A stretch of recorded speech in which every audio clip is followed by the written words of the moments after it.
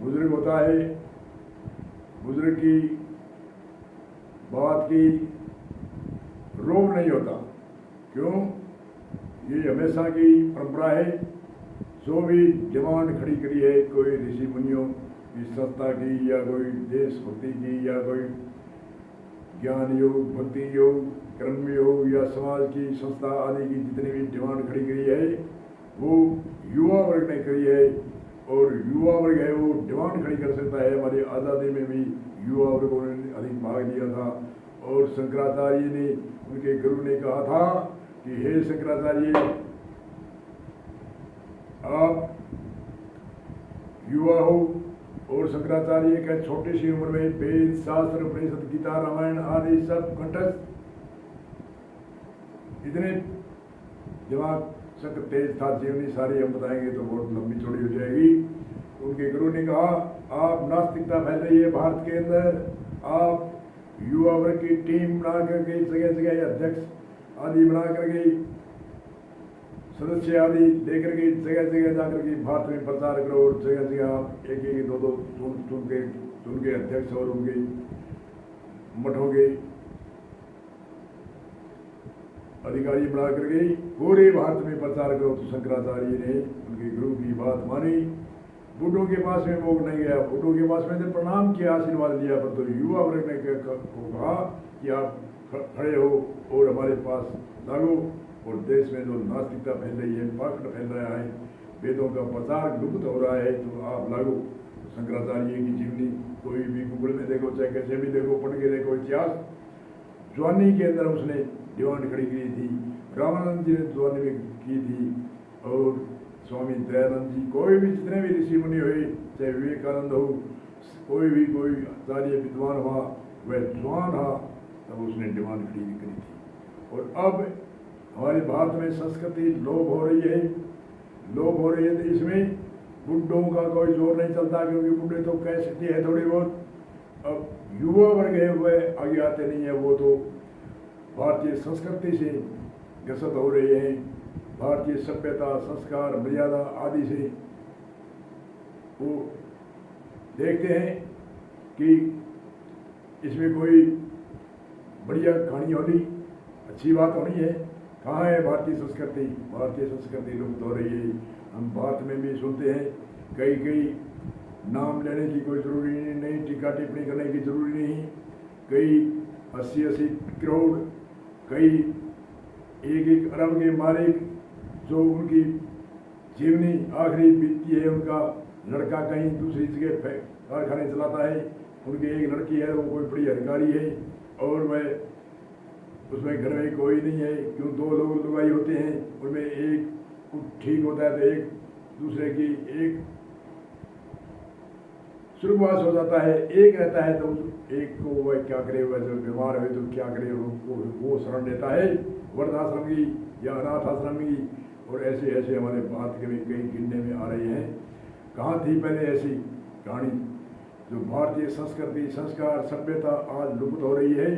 और प्रचार इसका इतना जोर तौर से हो रहा है कि जहाँ भी कोई धार्मिक सभा होती है वहाँ भारतीय संस्कृति का चर्चा होती है, संस्कारों की चर्चा होती है, सभ्यता की चर्चा होती है, मर्यादा की चर्चा होती है।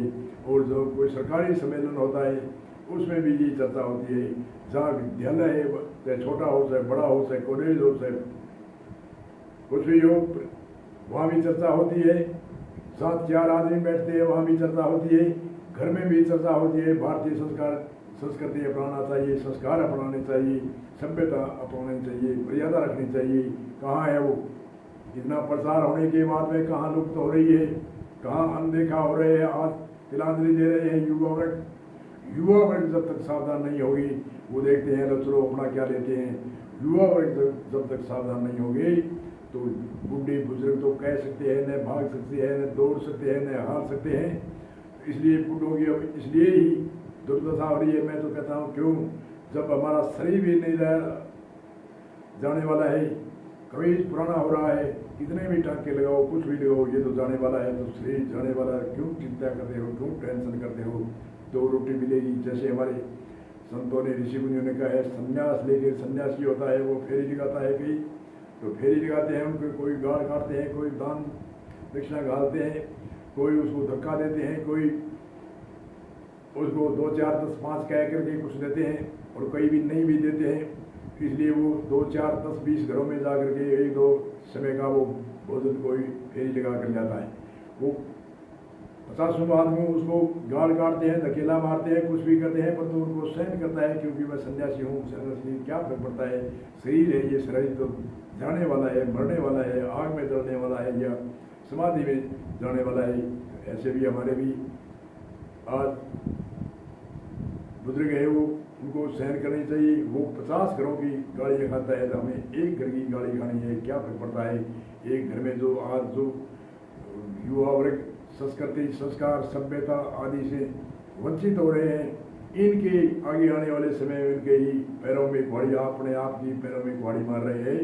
जो हमारे ऋषि मुनियों ने 16 प्रकार के संस्कार बताए थे, जन्म से लेकर के, गर्भ से लेकर के और गर्भ से लेकर के जन्म के बाद में, और बच्चा बोलता है उस समय माता का संस्कार, पिता का संस्कार, वाणी उच्चारण का संस्कार, खान पान का संस्कार, उनको देखभाल का संस्कार। कहाँ है वो संस्कार? अपने आप बच्चा जैसे जाता है वो जाता है, आता है वहाँ आता है।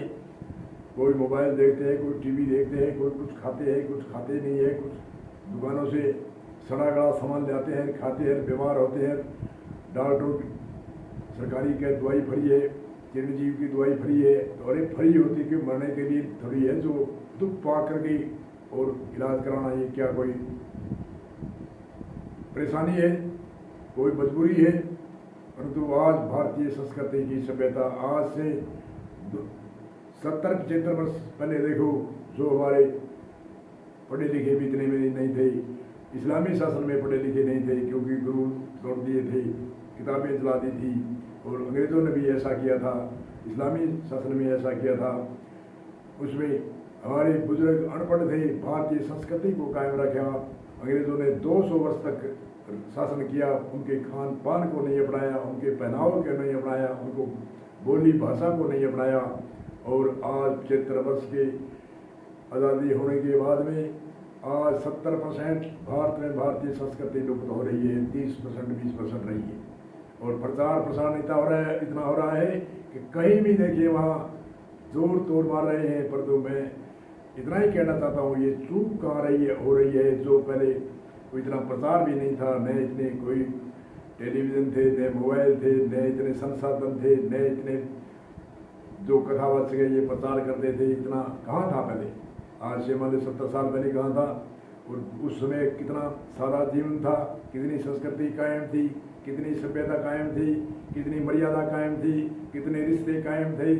और आज जो जितने भी प्रचार अधिक हो रहा है, इसका कहने का अर्थ है ये चूक कहाँ चूक है, जो जिन चूक को हम नहीं सुधारेंगे तब तक ये संस्कृति, सभ्यता, मर्यादा और समाज में जो रिश्ता नाता है ये लंबे समय तक रहने वाला नहीं। क्योंकि युवा वर्ग जब तक सावधान नहीं होगी, बुढ़े बुजुर्ग फैलते रहते हैं, क्या फर्क पड़ता है, भाग नहीं सकते हैं, दौड़ नहीं सकते हैं, उनकी चलती नहीं है।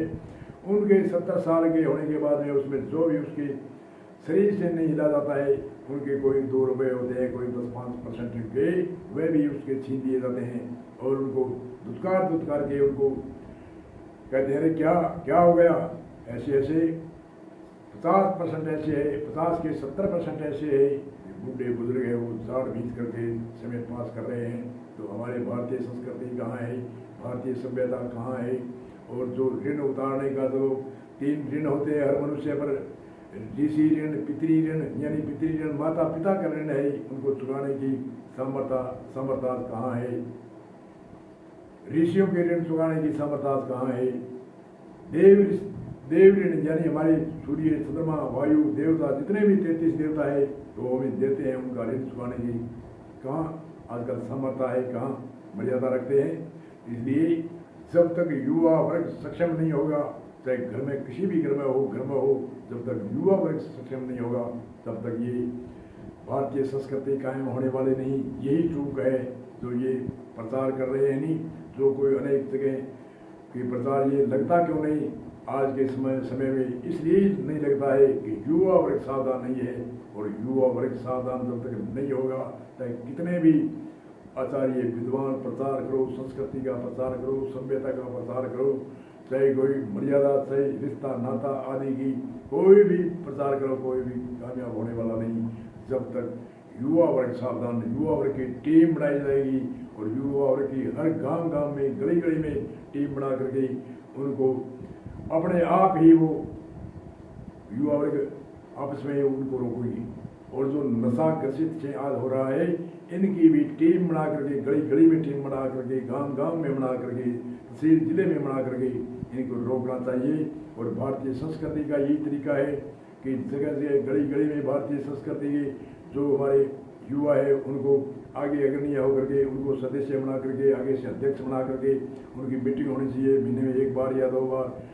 और मीटिंग होकर के भारतीय संस्कृति पर प्रचार करना चाहिए। नशे से जो ग्रसित हो रहा है उन पर प्रचार करना चाहिए, तब ये जा करके ये कामयाब हो सकती है। वरना कोई प्रचार चाहे कितना ही, चाहे स्पीकर में दो, चाहे मोबाइल में दो, चाहे यूट्यूब में जाओ, चाहे चैनल में दो, क्या फर्क पड़ता है? कुछ फर्क नहीं पड़ने वाला है। इसलिए इस वाणी को हम विराम देते हैं।